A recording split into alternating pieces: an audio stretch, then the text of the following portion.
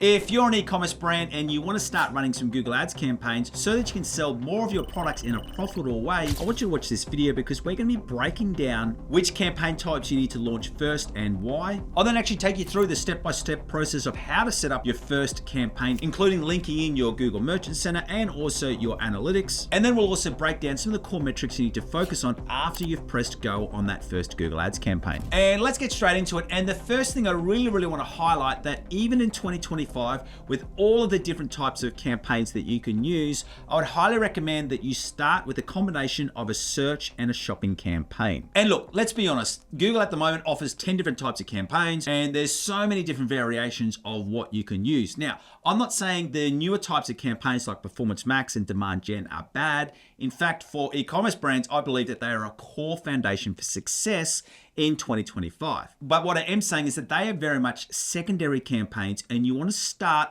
on these primary campaigns of search and shopping. Now, let me explain the reason for why you would start there. With your search and your shopping ads, they appear when someone completes a targeted search. So this is going to give you the fastest feedback loop for whether your landing pages are working, whether your offer is working, because you can target those highly specific search terms that are highly relevant to your products. Now, those newer types of campaigns, while they are really powerful and they are something that I recommend down the track, a core feature of those campaigns is that they work best when you've already got active conversion data inside of your Google Ads account, because your Performance Max campaigns, they are built to find out what's converting and find more conversions. And if you don't have any conversion data in your account right now, it doesn't really know what data to go out and reach. And then for your Demand Gen campaigns, they leverage heavy off audience targeting. Once again, they are powerful campaigns, but if you don't have that data of what audiences and what demographics and what your users are like that convert, it can take a lot of time and waste some money before you see those really good results. So what you want to do with your search and shopping campaigns is you want to build a really strong foundation of data inside your Google Ads account so that you can then reach out to those other types of campaigns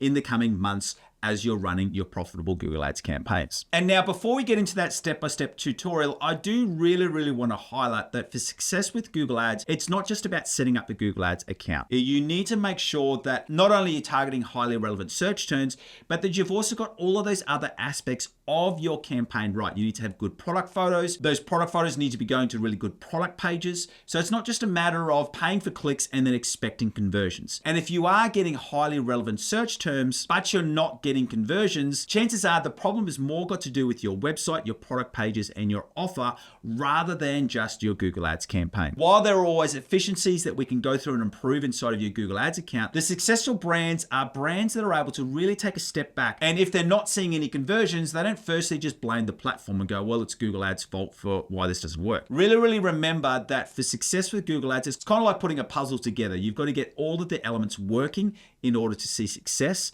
And once you see that success, it is a powerful tool to be able to scale. But before you can scale, you need to make sure that you've got all of those core elements right.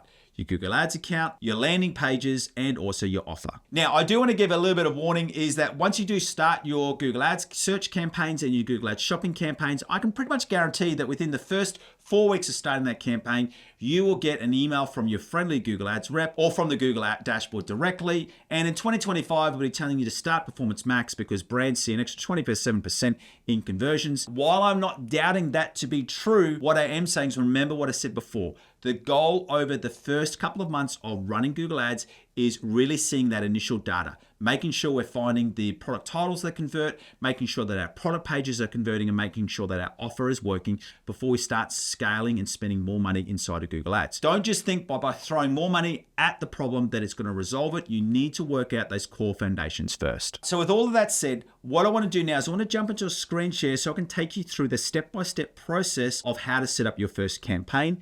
In this example, I'm going to show you how to set up a shopping campaign. And the reason for why I'm going to do a shopping campaign is because at the end of this video, I'll show you where you can see the step-by-step process of how to set up a search campaign. Or if you follow that link in the description below, you can get my campaign setup guides, which is a step-by-step booklet including screenshots and instructions for how to set up all of your different types of campaigns that you'll need as an e-commerce brand in 2025. And if you'd like access to that setup guide, all you need to do is to follow that link in the description below. But with that said, let's now jump into a screen share so I can take you through the step-by-step process. So when you start, you want to go to ads.google.com. If you've already got a Google account, you can go through and click sign in. But if you don't, you can go through and click start now. And you'll have an option to set up a new Google Ads account. That process is a step-by-step process. What you do need to do, it will prompt you to add in your payment details. It'll prompt you to add in some initial business details. And then once you've completed all of those steps, you'll have this option where you can set up a new campaign. In that booklet, which you can get, which is the step-by-step process, it's also got some screenshots on how to go through that step-by-step process. But once you're in here, before we set up our new campaign, we want to go through and connect two core things to our Google Ads account. If you go into tools, then you want to go into data manager. And when you're in data manager, you want to connect a couple of things. Firstly, you want to connect your Google Analytics, and then you also want to connect your Google Merchant Center. Now, this is all quite simple to do, but the main thing you do need to make sure when you're going through this process is that you need to make sure that you're always using the same email and that you also have admin permission for both of those options. If you also use a CMS like Shopify, this becomes even easier because you can connect those products straight within your Shopify account. And there's even an option for Shopify in through here. Also with Shopify, if you do have any problems, you can reach out to your Shopify support. So you want to make sure before we start this first Google Ads campaign that you've already got your Google Analytics 4 and also your Google Merchant Center set up and logged in. Once you're ready for that, we can go to this create button and we are going to go through and create a new campaign. As I said, in this example, we are going to be setting up a shopping campaign. And at the end of the video, I'll show you where you can see some training on setting up a search campaign. When it comes to choosing your objective for an e-commerce brand, I always recommend that you start with sales. Let's just debunk any myths here. Is that some people overstate the importance of this and some people understate it. So some people go that you only do create a campaign without a guidance so you can build all those tools up. Others say that you need to make sure that you're choosing the right one. What it really comes down to is, especially when you're creating your accounts, the difference is that, if you were to select sales, it gives you some more refined options. So if we go through and collect purchases in through here, go to through continue, it gives us a selection of only 6 campaign types. Whereas if we were to go back and select awareness and consideration, and we're just going to go reach, you can see here it gives us only video and display. And if we were to go, say for example, video views, it gives us video. What a lot of this is all about is it's just about giving us the options which are most relevant. But for an e-commerce brand, we know we want to be focusing on sales, so we're going to select sales, and then you can go through and add in your goals. If you don't have conversion tracking set up straight away, you can add this at a later date. Once again, if you've got your Google Analytics 4 set up, and if you've got Shopify set up, or if you're also using WooCommerce, these purchase goals will come in once again automatically. So you can just go through and select those from there. Then you go through and collect continue, and we want to be selecting a shopping campaign. And once you've gone in through here, you then need to make sure that you are using the right feed. And Google is doing this at the moment where it's, even though you selected a shopping campaign, once again, it pushes for you to use Performance Max. But once again, we say, yes, we do want to use a standard shopping campaign. When it comes to your campaign name, remember with this, there's nothing particular in here that says what you have to call it, but I do recommend that you have a really good naming convention. And what I mean by that is you want to know what this campaign is targeting. So we're going to be saying in through here, we're going to be going shopping, and we're going to write USA because this is going to be targeting the USA market. Then we go through, click continue. And now this is going to go through and start giving us some options to set up our campaign. Now, when it comes to setting your budget, I do recommend that for a shopping campaign, at a bare minimum, you want to be getting 10 clicks a day. Ideally, you should be getting 20 or more. And this is just purely so you can get enough data so that you can start collecting that initial data that you need. I know for this niche that the CPC is generally around about $1.50. That means that our starting budget needs to be somewhere between $15 to $30. We're going to set it at $30. If you wanted to go higher, you can go higher. And then it comes into your bidding strategy. And there's going to be some options. It's either manual CPC, maximize clicks, or target ROAS. For a brand new account, I would not recommend target ROAS because we don't know what your conversion metrics are yet. I'd be recommending either maximize clicks or manual CPC. We're going to go manual CPC in through here. You can also go through and there's some options as to whether you want to be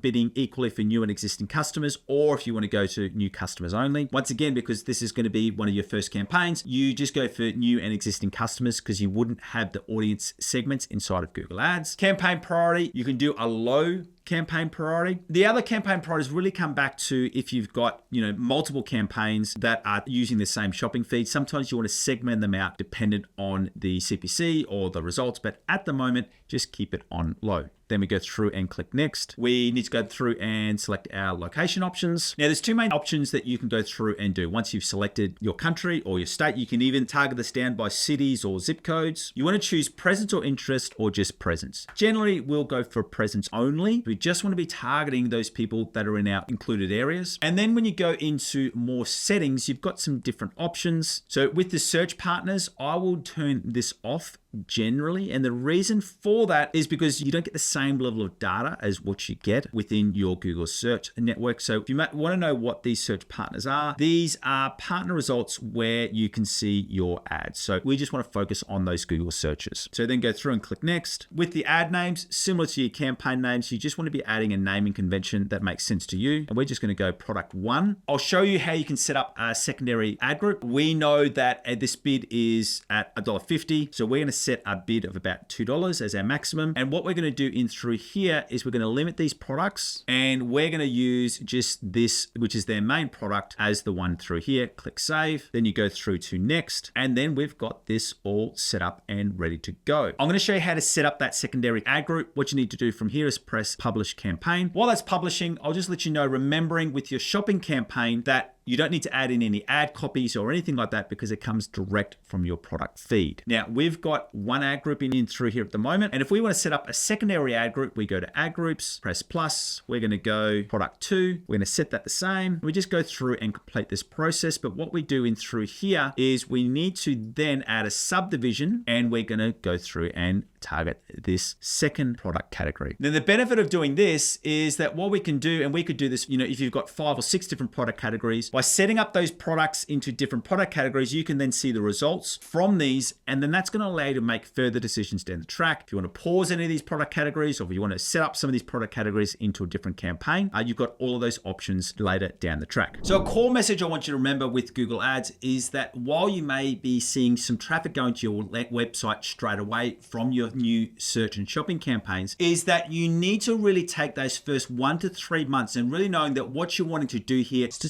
start that optimization process. Now, there's 2 core metrics that you're really wanting to focus on. First one is your click-through ratio, which Google stylizes as CTR. For your search campaigns, you want to be hitting at least a 1% click-through ratio. And that's data that comes from a company called WordStream that said for all of e-commerce, looking at averages across the US and the European markets, it was looking at average click-through ratio of 0.9% for shopping feed ads. So that's why we want to target above a 1%. If you're not achieving that, you know that you need to look at some things like your product titles. You also need to look at some things like your product images. Now, when it comes to your conversion rate, we want to be hitting at least a 3% conversion rate. Once again, worldwide data coming in from WordStream. If we're not hitting that conversion rate, that's when you really want to be looking at your product pages and your checkout process. Now, if you do want some extra help with optimizing your Google Ads shopping campaigns, while you're getting those setup guides, when you're in the description below, if you follow that link to my optimization checklist, you can also get access to my checklist, which takes you through all the optimizations that you need. And you see all of those optimizations that you need to complete, not only for your shopping campaigns, but also your search campaigns. Now, talking about search campaigns, as promised, if you want to see that step-by-step process on how to set up your search campaigns, I want you to go to this video right here. Thank you for joining me. It's been an absolute pleasure having you here. My name's Aaron Young from Define Digital Academy. I look forward to seeing you in this video right now. See ya.